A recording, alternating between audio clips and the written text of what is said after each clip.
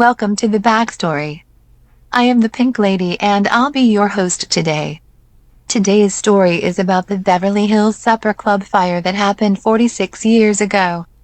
I used to live very close to where that was and I actually remember when it happened, even though I was just a preteen. I'll be discussing how it happened, and what went so very wrong. So let's get into it.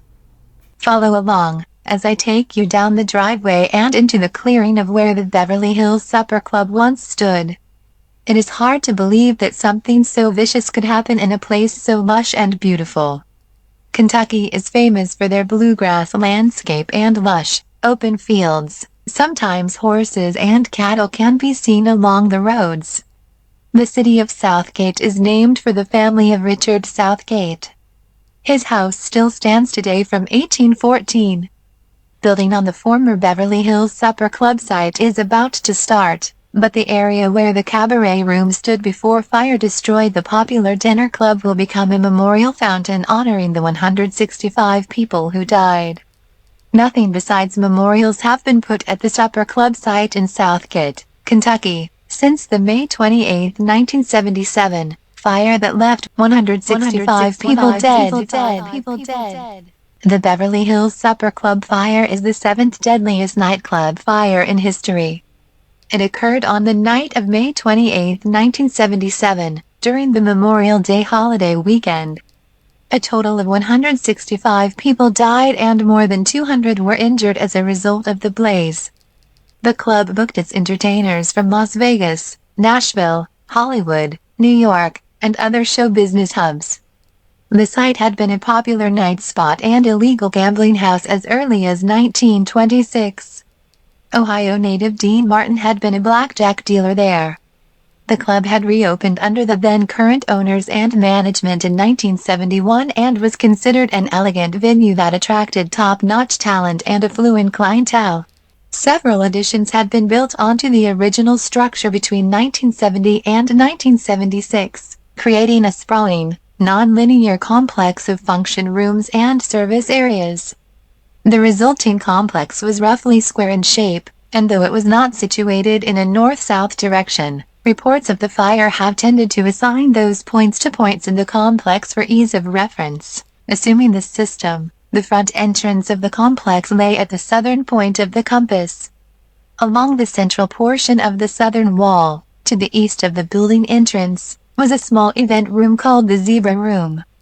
A narrow corridor to the Zebra Room's east separated it from the Viennese Room and a series of service spaces, which ran northward along the building's eastern wall.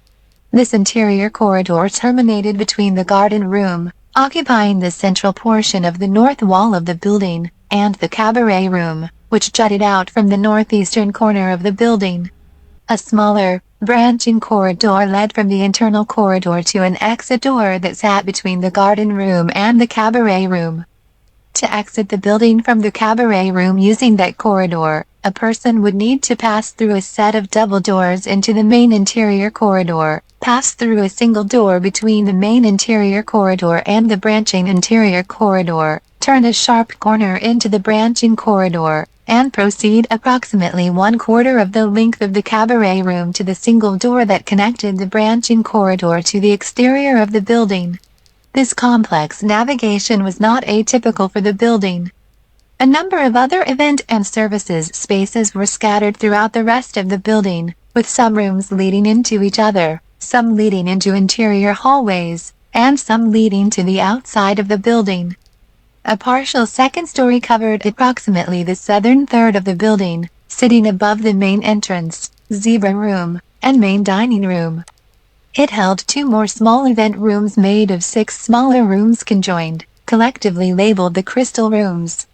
I don't know about you, but this seems like it would be very disorienting and difficult to escape in the event of an emergency. What foreshadowing, and that is exactly what happened. On Saturday, May 28, 1977, the Beverly Hills Supper Club was operating beyond capacity, largely due to the popularity of that evening's Cabaret Room show, featuring popular Hollywood singer and actor John Davidson.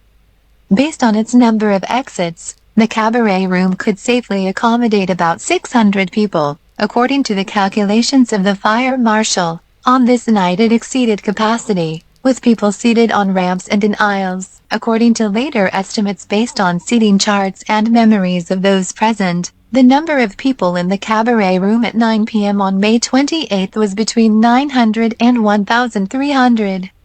Regardless of the exact number each gives, sources agree that the room was well beyond its safe holding limit. Elsewhere in the club, patrons were eating gourmet meals. Later estimates place the total number of people in the Beverly Hills Supper Club on May 28, 1977, at approximately 3,000, substantially more than the 1,500 people fire code allowed at the time for a building with the number of exits that the club had. Near the south exit close to the main bar, the opposite end of the building from the cabaret room, a wedding reception drew to a close around 8:30 p.m. in the Zebra Room, near the building's main entrance. Some of its guests had complained of the room being excessively warm with loud explosions from beneath the floor, and the group left the building before the end of their allotted time. The room remained vacant from their departure until a minute before 9 p.m., when an employee smelled smoke and opened the Zebra Room's door to confirm the presence of smoke. She asked another employee to call the fire department while she and others grabbed fire extinguishers and began trying to fight the flames. Though the employees were not aware of it, their opening of the Zebra Room's door allowed enough oxygen into the room to cause what had been a smoldering fire in the room's drop ceiling to flash over and begin to spread rapidly. It quickly became clear that fire extinguishers were useless against the fast-growing blaze. The fire department was alerted to the fire at 9:01 p.m. and arrived by 9:05. As they approached, firefighters on the first emergency vehicles could already see smoke coming from the building. As smoke began to escape the Zebra Room and drift down the hall toward other banquet rooms, patrons and employees nearest to the Zebra Room smelled it. The employees began to urge room occupants to leave the building. However, as the sprawling complex lacked an audible fire alarm, those in more isolated rooms had no way to know that there was a fire in the building until an employee walked the length of the building alerting them. Fire investigators later estimated that the fire, once it spread through the northern doors of the Zebra Room, took only 2 to 5 minutes to enter the cabaret room. As a result, news of the fire and the first of the smoke and flame reached the cabaret room, the farthest point from the Zebra Room, nearly simultaneously. By the time busboy Walter Bailey arrived in the cabaret room and interrupted the show to order an evacuation at 9:06 p.m., there was very little time left for the audience of around 1,000 people to leave via the room's small number of exits. As it spread laterally, the fire also began to spread upwards, engulfing the spiral staircase that would have provided the best exit for those on the second floor of the building. Around 9:10 p.m., power failed in the building, extinguishing the lights. Panic ensued, and even those who had been calmly moving toward exits in the cabaret room began to push and shove each other. The situation was made even more desperate because of the 3 exits in the room. 2 were soon blocked by the fire, leaving the crowd to funnel through a single exit. Employees outside the exits attempted to pull guests to safety, but the crush of bodies as those behind pushed upon those in front became so solid that no amount of strength could free most of them. Many of those who escaped the crush blocking the northeast fire exit became lost trying to find other exits. The building's confusing design often led to a set of doors opening into a bar area that funneled frantic guests into a dead end. Firefighters, alerted that the majority of the building's occupants were in the cabaret room, focused their efforts there, but even the combined efforts of every fire department in the county were simply too little too late.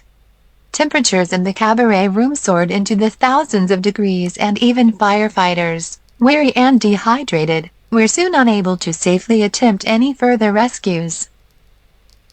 Bruce Roth, a firefighter, recounted, "When I got to the inside doors, which is about 30 feet inside the building, I saw these big double doors, and people were stacked like cordwood. They were clear up to the top.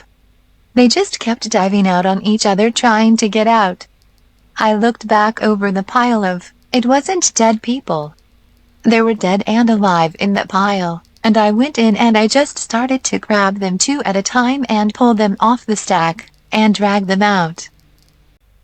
At 11:30 p.m., Fire Command, suspecting that the building's roof would soon collapse, ordered all firefighters to evacuate the building.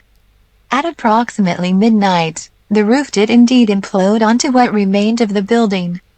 The magnitude of the blaze was such that firefighters did not have the flames under control until around 2 o'clock that morning. Parts of the building continued to burn until May 30th, 2 days after the fire began.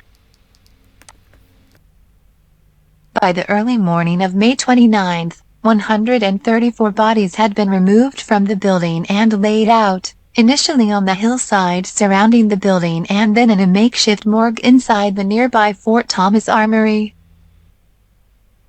By the end of June 1st, 28 more bodies had been discovered, bringing the death toll up to 162. All but 2 of the dead were found in and around the cabaret room, with 125 clustered near the room's north exit and another 34 at the room's southern exit. 2 bodies were removed from the Viennese room. A small number of fire victims died after being rescued from the scene, 1 on June 25th, and 1 on July 2nd. The last victim of the fire, Barbara Thornhill of Delhi Township, died on March 1, 1978, 9 months after the tragedy. This brought the number of verified deaths to 165. In review, here is what I think caused the death toll to be so high: overcrowding, inadequate fire exits, faulty wiring, lack of firewalls, poor construction practices, extreme safety code violations, and poor oversight by regulatory authorities. I guess this was the perfect storm, right? This was the first lawsuit to use the concept of enterprise liability, and one of the first disaster suits to be brought as a class action. Chief litigation attorney Stanley Chesley raised millions through the class action, benefiting many survivors. In closing of this video, I want to implore you to seek out the nearest fire exit, no matter where you go. Count your steps in the event that you will not have vision. Be safe out there, folks. Thanks for watching. Please don't forget to comment below and consider subscribing. See you again soon. Bye.